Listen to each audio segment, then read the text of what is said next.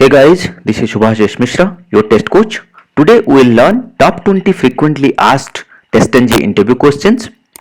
If you are very new to automation testing and TestNG and you have an interview scheduled, you have very less time to prepare for the interview, then these questions will definitely help you to crack the interview. If you have sufficient time, then I will recommend you to go through my complete playlist tutorial videos first, understand all basics and then prepare for the interview questions. In the video description, I will provide the link for complete TestNG playlist. So let's start with the interview questions. The very basic question people ask is, what is TestNG? You can expect this question at any automation testing interview. So TestNG is an automation testing framework inspired from JUnit and NUnit. It has additional functionalities compared to JUnit and NUnit, and it makes more powerful and easier to use. In TestNG, NG means next generation. It is an open source and free tool. TestNG is designed to cover all categories of testing like unit testing, functional testing, end-to-end testing, regression testing, integration testing, etc. TestNG supports both Android as well as iOS applications. Using TestNG, we can generate a proper report and we can easily come to know how many test cases are passed, failed and skipped. We can execute the failed test cases. So TestNG is basically a Java framework that can be used with Selenium, APM, REST Assure or API automation or any Java framework that we are working on. We can integrate TestNG with that framework. So that will be sufficient enough if people are asking you what is TestNG. So TestNG is basically a Java framework that can be used with your Selenium, APM or REST Assure or any API automation or any Java framework. Fine. We'll move to the next question. What are the benefits of TestNG? Again, this question is very basic question. People expect you to answer what are the benefits of TestNG. So you can tell TestNG provides different annotations like test, before test, after test, before class, after class, before method, after method, before shoot, after shoot, before groups, after groups. And you can explain few annotations like @test marks a class or a method as a part of the test. If we use @before method annotation for a method, that method will be executed before every @test annotated method. If we use @before class annotation for a method, that method will be executed before first @test method execution. It runs only once per class. Then you can tell TestNG provides parallel execution of test methods. It allows to define dependency of one test method over other method. TestNG allows to assign priority to test methods. TestNG allows grouping of test methods into test groups. TestNG has support for parameterizing test cases using parameter annotation. TestNG allows data-driven testing using data provider annotation. TestNG has different assertions that helps in checking the expected and actual results. Using TestNG, you can generate a proper HTML report which is known as emailable report, and you can easily come to know how many test cases are passed, failed or skipped. You can execute the failed test cases also. So that's pretty much benefits of TestNG you can explain to the interviewer.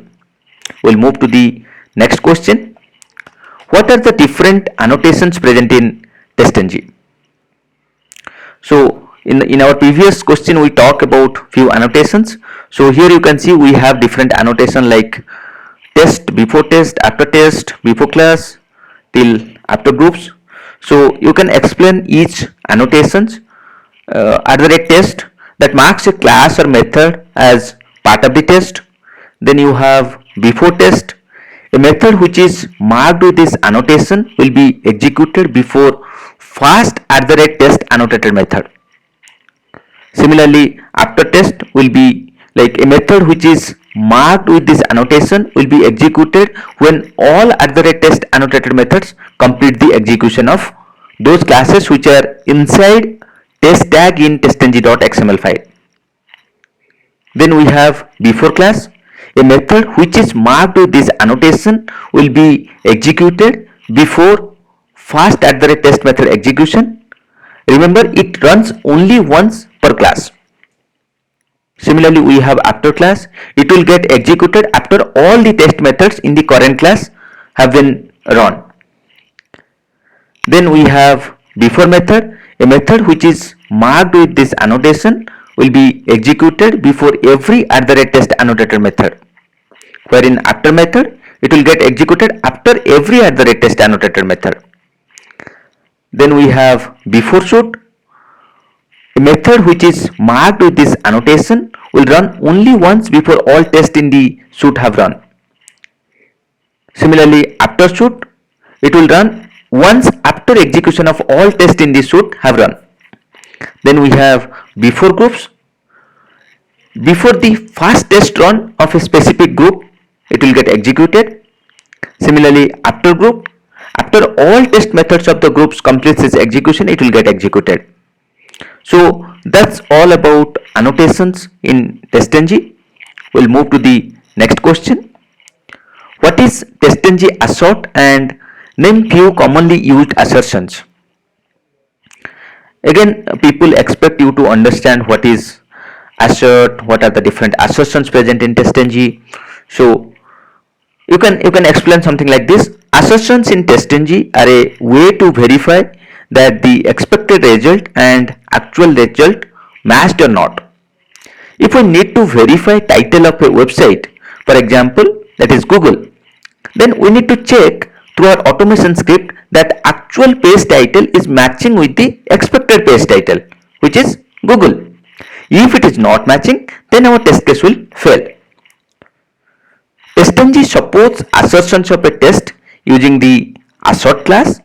Again, assert class is present in org.testng.assert class in TestNG. It is optional. If you want, you can talk about that, else you can ignore that. Then you can tell there are different assertions we have, like assert equals. So here you can see it accepts two strings. If both the strings are equal, the test case executes successfully, otherwise the test case fails.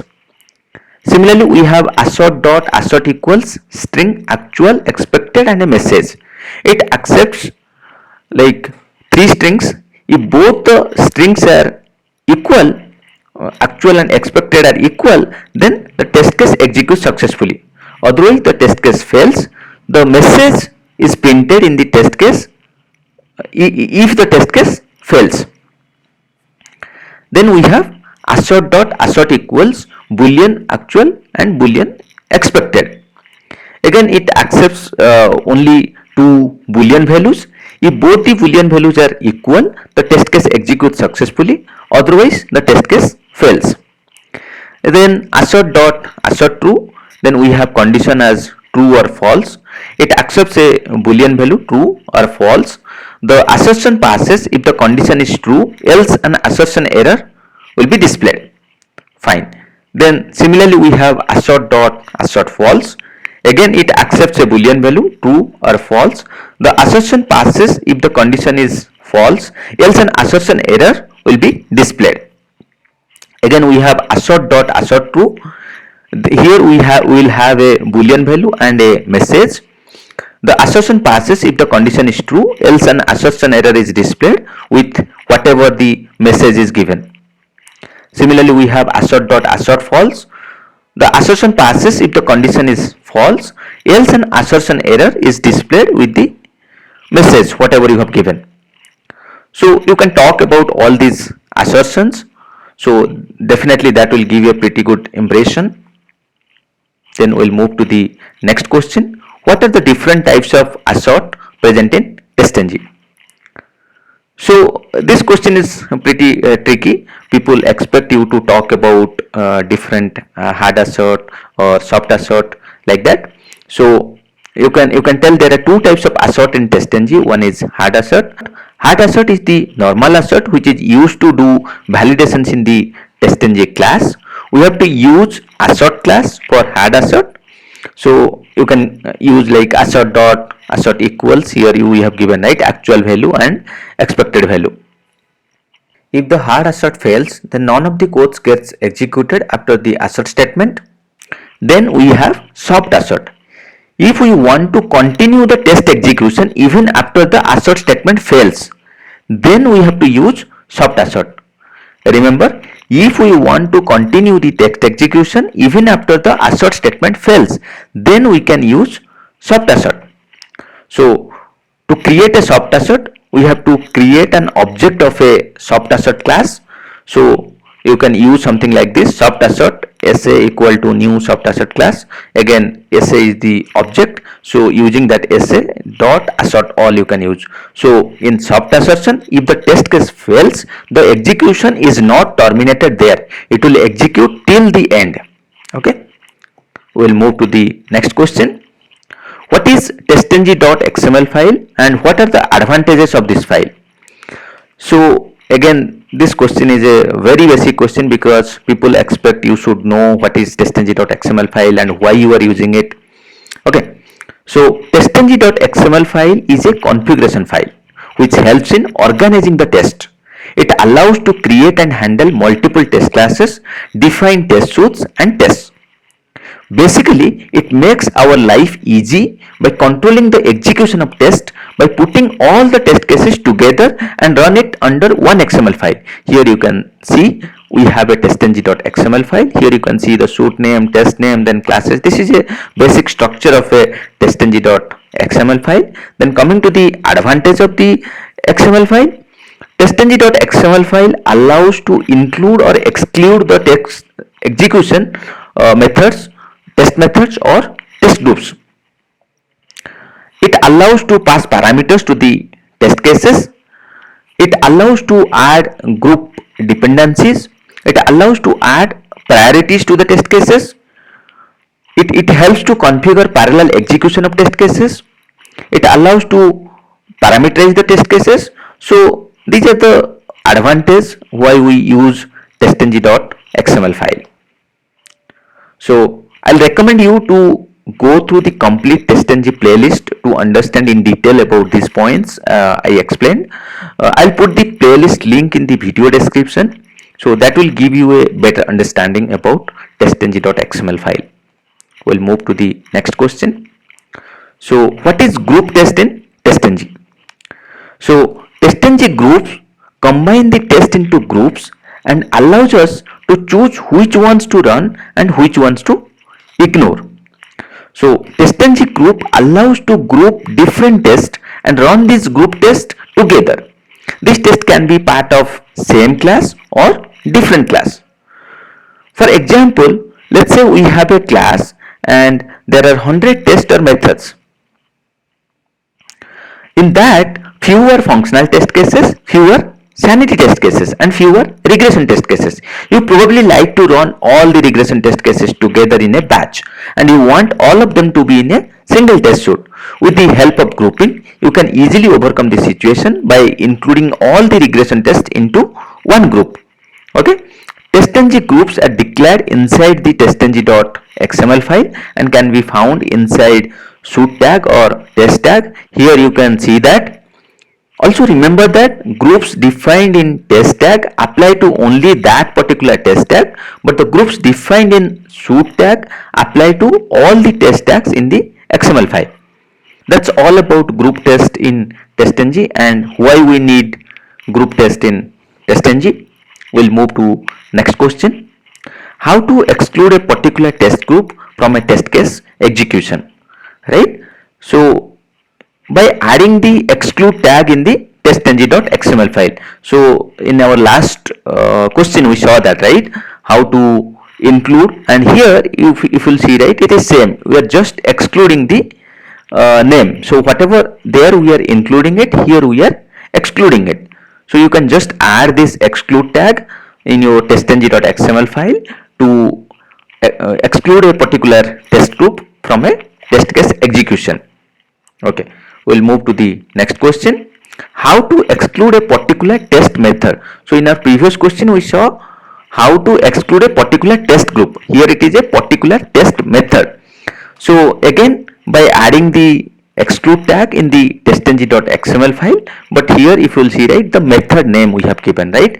So inside that test case, so this is our test case, and inside that whatever that method name we have given here, validate page title, so this is the method, right. So that is what we have given inside the here we have given methods and exclude this one. So if you will do that, you will able to exclude a particular test method from a test case. Okay, we'll move to the next question. So how to disable or ignore a test case in TestNG? So again, this is a very important question. People ask whether you really know, whether you really use TestNG. So how can you ignore or disable a test case, right? To disable the test case, we use the parameter enabled equal to false.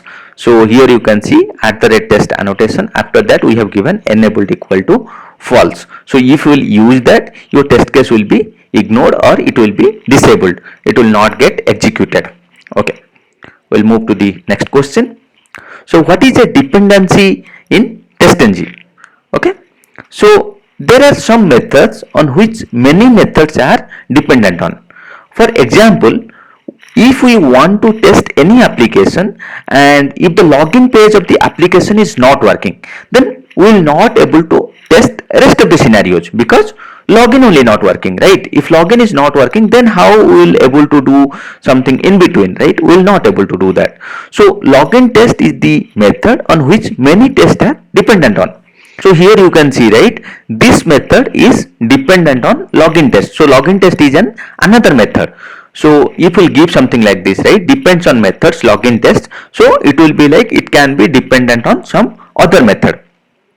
So if login test is passed, only then this click on my orders method get executed. If that test will not pass, then this test will not get executed. So that is why we use dependency in a TestNG.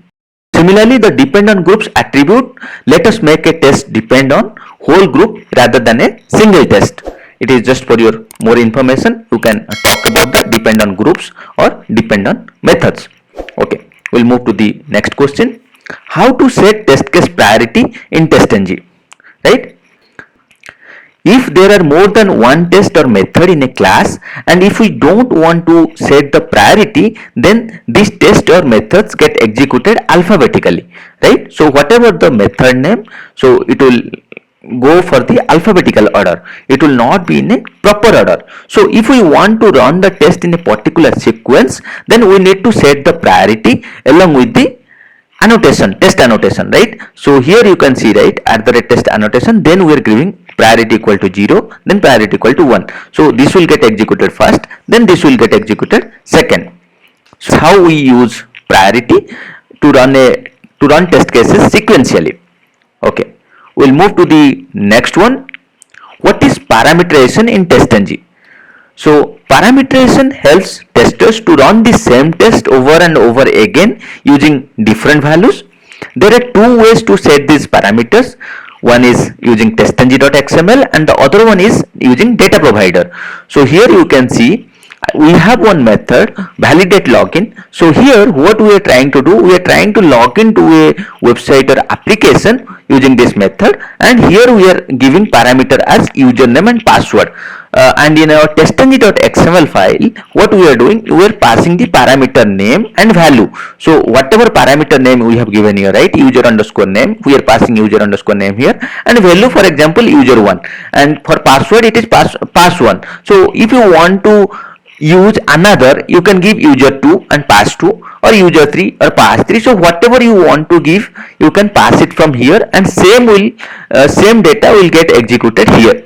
So that is the importance of parameterization. That's why parameterization is used in TestNG. Let's move to the next question. What is data provider in TestNG? So data provider helps to pass different values to the TestNG test case in a single execution and in the form of TestNG annotations. The TestNG data provider contains only one single attribute, which is its name. It is always a string type in nature. Here you can see we have a data provider method and this is the data provider name. Data provider have their own method which are known as data provider method. Here you can see this is the data provider method, and data provider returns a two-dimensional list of objects. Here you can see it is a two-dimensional list of objects and performs a data-driven test for each value that is specified in the data provider method. So whatever values we are giving here, same it will take and it will get executed in the actual method which is getting executed. So here if you will see, right, this is our data provider method and this is our normal method. So here what we are trying to do, we are trying to get username and password, and from where we are getting.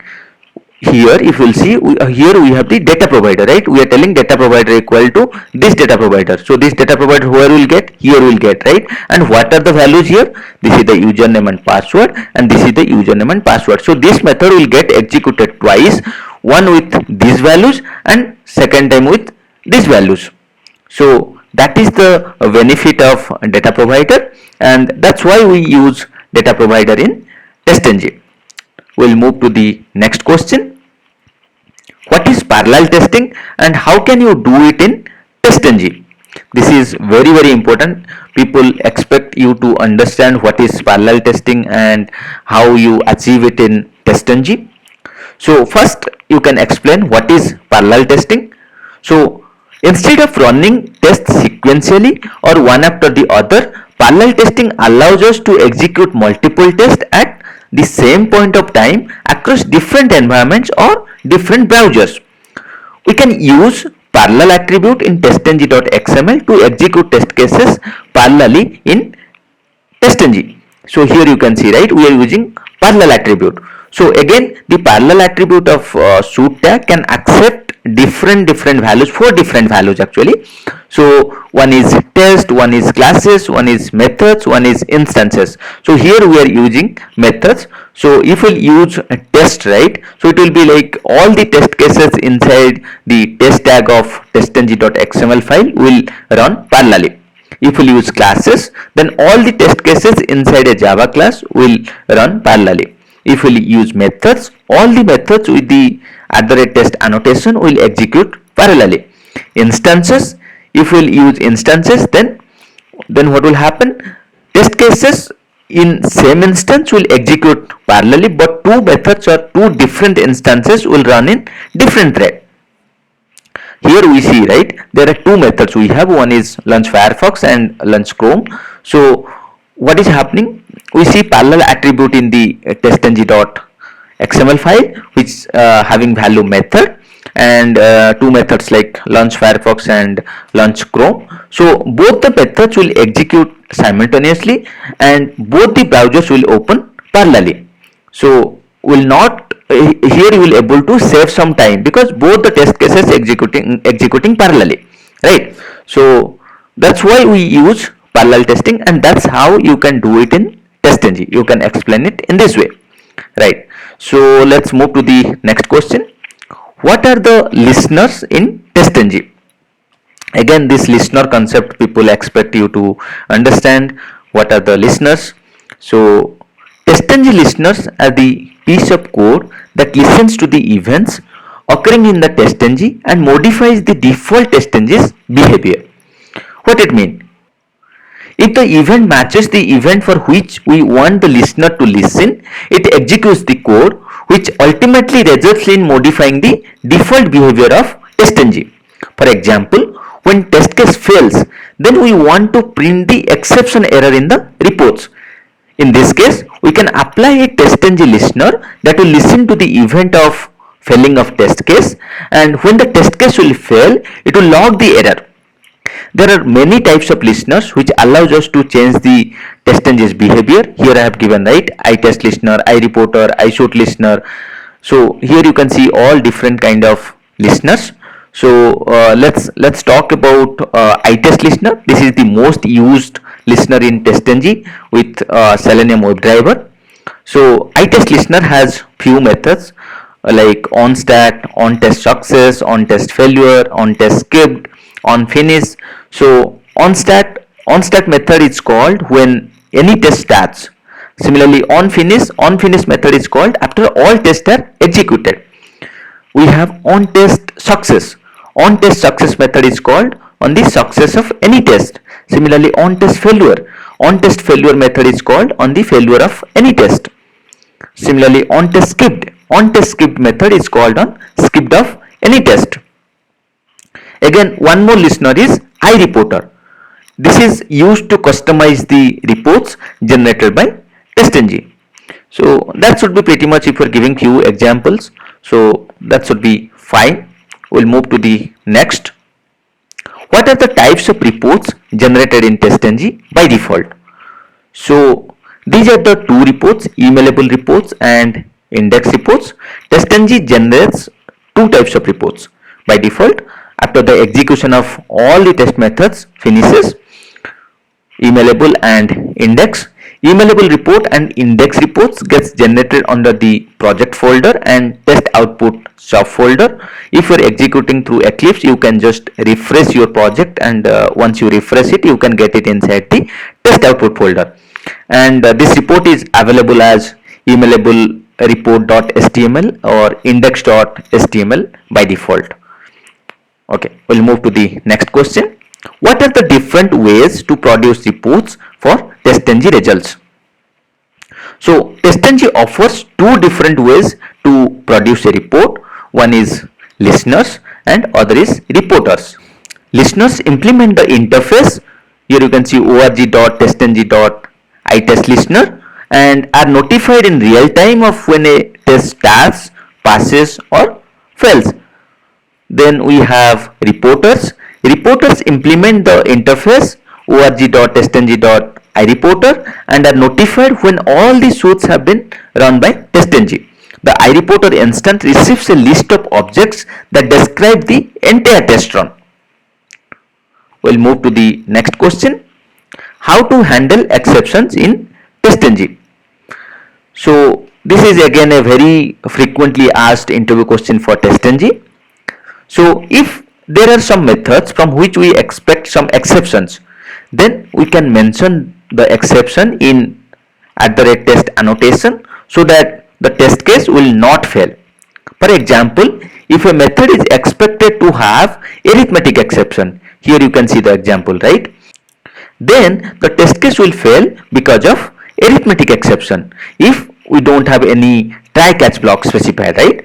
So we can do it in TestNG by using expected exception attribute, and value we can give any type of exception which we are expecting. Here we are expecting arithmetic exception, that's why we are giving arithmetic exception, but you can give any other kind of exception also, whatever you are expecting in that case, right? So that's how you can handle exceptions in TestNG. We'll move to the next question. How to skip a @test method from execution in TestNG? If we want to skip any test using TestNG, then we can use the skip exception in TestNG. So here you can see we are using throw new skip exception, then here is the message. So once skip exception method is thrown, remaining part of the test method will not get executed and control will go to the next method directly. So basically this test will get skipped. So you have to use this throw new skip exception, then whatever message you want to give. That's all top 20 questions we have covered for TestNG. Prepare well before your interview. All the best. Thank you. If you have any questions, please let me know in the comment section. I'll try to explain it. Please like, share and subscribe to my channel.